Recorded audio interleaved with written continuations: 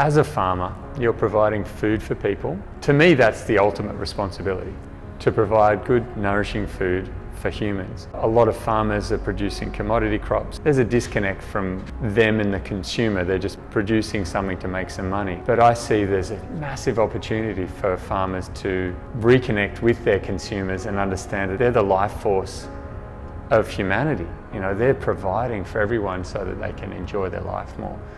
So what's your perspective on it, and how have you transitioned? My motivations originally were about my mental health, the state of the ecology. I didn't want to see bare paddocks anymore. Animals I was drenching, I had chemicals I was spraying on the land. So my motivation was to change the environment in which I was living, the environment that I was using to grow food, the commodity.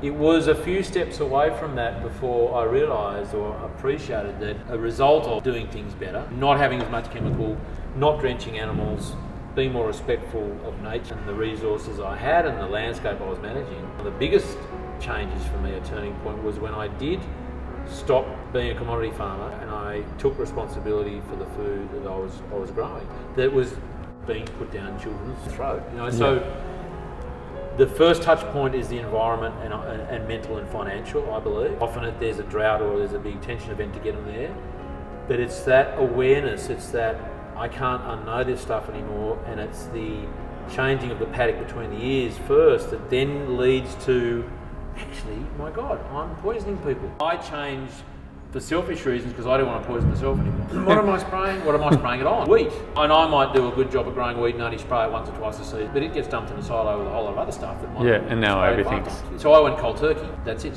Side of the gear. Stop cropping straight away. Which again, I wouldn't recommend. How do I produce food that is going to be healthy for people? And not consider myself a poisoner of people. Then grew a relationship with the actual end user. Before, I trucked it to the silo, I got rid of the weeds. Cattle went on a truck and off they went. See them, didn't care, as long as I got paid. When I took responsibility for the food I was growing, I was then interested in the people who were going to eat it. That's really exciting. We have an enormous responsibility. There is probably no greater responsibility on the planet. But I guess it's like a lot of people when they're under stress, they've got debt, get from paycheck to paycheck. The casualties around that you don't see because you're just in your own stress and your own mess, and it's very hard to be thoughtful of anything outside of your own sphere of influence, because it's just dealing with one problem to the next as opposed to getting in front of it where you can start to actually look at the world around you.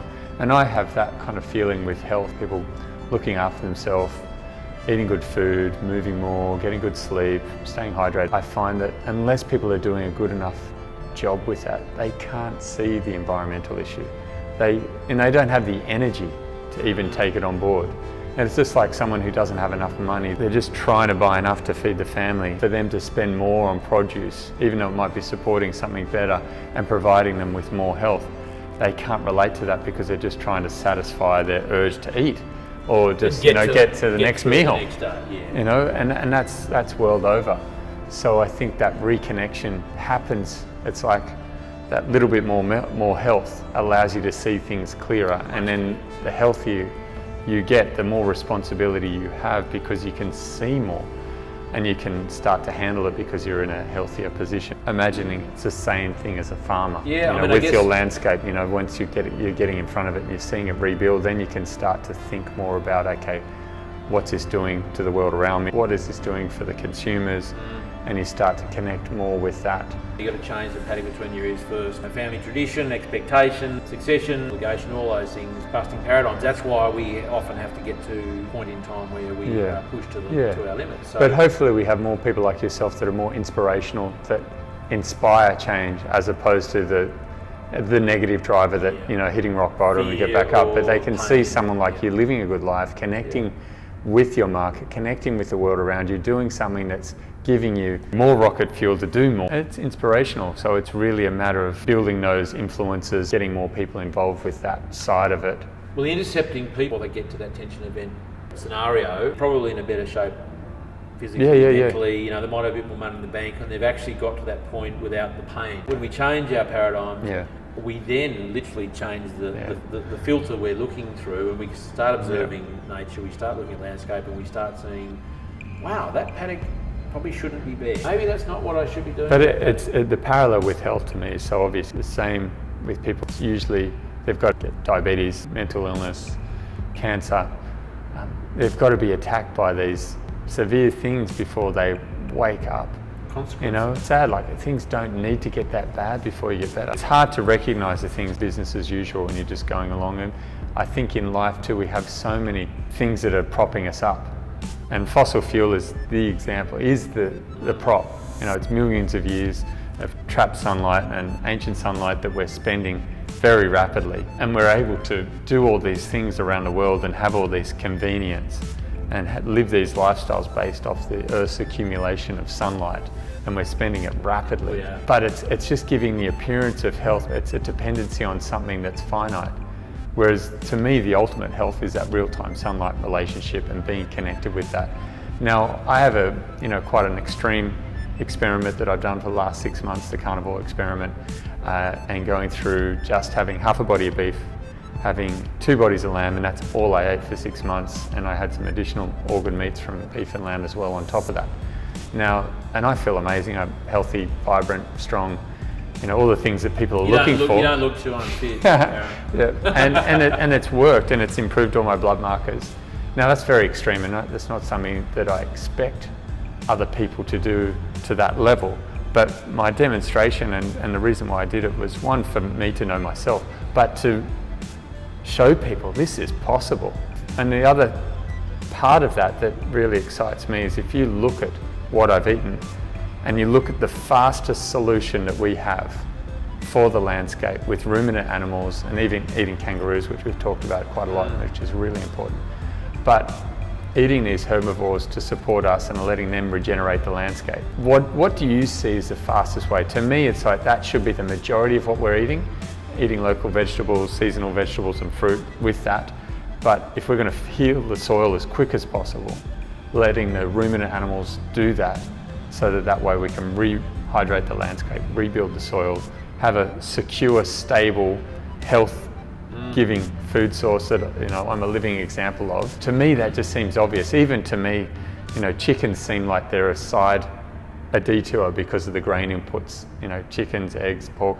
I mean, on your farm it's different. You're developing your food forests and you've got your backyard chooks, which I'm totally in alignment with, but it's these kind of mass scale food production for the masses. Whereas if we've got to feed 8 billion people, if we've got to heal our planet as quickly as possible, what do you think the optimal solution would be? Obviously you've got to be respectful culturally and all those things. There's all the other parts of it, but if you took all that out of it, what's the most efficient thing we could do?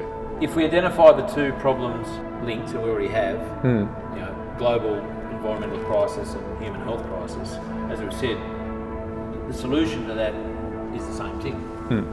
Using ruminants, and this is simplifying this, using ruminants to improve soil quality and quantity, sequestering carbon, so we're dealing with the environmental side in simple terms, and the food that's being produced, the meat source, the protein source, and the fat, ruminants, and the fat, and the 5th quarter. Yes. Using that as our feed supply it's the most simple way to do it.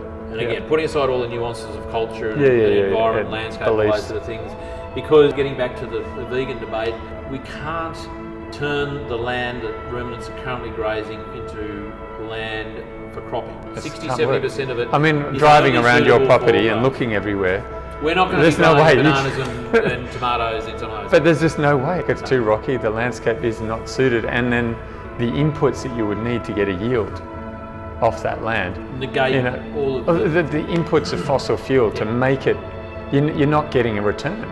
It's like, using biofuel to power a car, like, you're using fossil fuel to grow the corn, and then you're using the corn but the inputs are exponential near your property, or the wind turbine. Huge inputs for these things that aren't going to get a net gain. Don't even pay off and then by the time they have to be decommissioned, they're just a massive expense. It looks nice, it looks pretty, it sounds great, it just isn't going to work. The numbers can't add up. That brings us to a very simple principle of you can't solve a biological problem with chemistry and physics and machinery. You've got to use biology. And biology where there's very few inputs to running and grazing animals, ruminants. They're running off their own biofuel. Absolutely, they are. They're running off the ground off the grass while they're rebuilding it. They're the best batteries. They're the batteries and the grass is the panel. Like, man, this is so obvious. And they're actually just, they're transferring the battery power of the soil. So the soil's a battery, the cow is a battery. They're holding it and they're providing us with something amazing, and they're holding water and they're building fertility and they're making it rain more. Like, come on guys, it's all there. It is a bit of a no-brainer. But what is it going to take for people to see it? The other argument is, well, if we're going to get rid of the ruminants, we're going to feed people, still we're going to use plants. Well, how are we going to grow the plants? We're going to be using fossil fuels to drive the tractors, to plough the things. We're going to create monocultures. We're going to still be having to shoot a heap of ducks and kill a whole lot of grasshoppers. It's impossible. You can't have life without death, and this is no ecosystem on Earth that humans are inhabiting can, we could wipe out everything and everything will start again. And the Earth will go on because the sun's going to keep shining and the bacteria will start again and evolve. In order for us to be here, we have a dependency on all the species that are interactive in that ecosystem, and the animals are intricate. It's just such an important part to connect it all and to fertilise. And there's no environment or ecosystem on the planet where there's not animals. The animals aren't living, aren't contributing, aren't disturbing, aren't fertilising. And so if we just look sanitising, balancing. If we just look at nature, how does nature thrive? It thrives through its relentless pursuit for biodiversity and for complexity. Monocultures are not reflective of nature. And people might go, oh, but you've got a whole lot of cows in a paddock. It's like, yeah, but what are they doing? Ruminants managed effectively, graze effectively in those environments are actually increasing the biodiversity of the pasture because of the way they graze and the way we manage them. And they're not a separate species. The grasslands are symbiotic with the ruminants and with the herbivores. Ruminants actually created the grasslands. Yeah, they're an interactive species. They depend on each other. One organism. People like to think of it as two separate things, but they're one integrated system. Now, whether we're talking about bison, years ago in North America, antelope, whatever species, all the different herbivores world over that are grazing are all interactive with the species that are there of grasses. So hopefully one day, all of mankind will be singing the praises of ruminants. Oh, totally. Worship the ruminants. Without trying to blame them. Got rid of all the ruminants. How are we going to deal with that? If we said, no, not going to graze them anymore, what are we going to shoot them all? Put them in an old folks' home and just let them die of old age. They're still going to die. We may as well be using them as a resource while they're alive. And a lot of people don't understand we're dealing with domesticated species. They're not wild species. They need management. And they need management. And they need predatory pressure. And the predatory pressure of our world now from these domesticated species that depend on us to manage them. There's not lions, not tigers, not wolves, not humans in packs hunting or tribes. It's fences, electrical fencing, and it's movement of the animals across the landscape in a managed way so they can interact with the grasslands in a way that mimics what they were doing naturally. If we want to remove all the ruminants who are, yes, they're a different type of ruminant. Let's buy the domesticated cows as an example, change the proportions of those. If we should remove them, or maybe we should remove ourselves. How are we going to be here anyway without them? And we need to work together and we need to figure out how we're going to do this. We're combining, I guess, in a way to cover the full spectrum. The health and the environmental. You're eating a little bit of food. Yep. You're eating what I'm producing essentially. Yeah, totally. And you're teaching people the benefits of that, focusing on the human health side of it and encouraging people to understand the environmental benefits. And I'm sort of doing the opposite. Yeah, coming from the other direction. Yeah. And you're inspiring me to get fit again. You've got to keep moving. We've got to keep you healthy, man. You've got a big job to do. I've got a big job. Man, there's some educating. There is. That needs to be done. And there's farmers that need help. Doing training, like looking. You've got to inspire all the young people to get into this as well. They don't want to get old and fat. No. And unfit. Because it's a multi-pronged thing, isn't it? Man, it's got to be beautiful. It's got to be aesthetically pleasing in every way. It's got to be a life worth living. As Angelica, my wife, says, make it sexy. Make it look good, man. I'm up for it. Let's make it happen.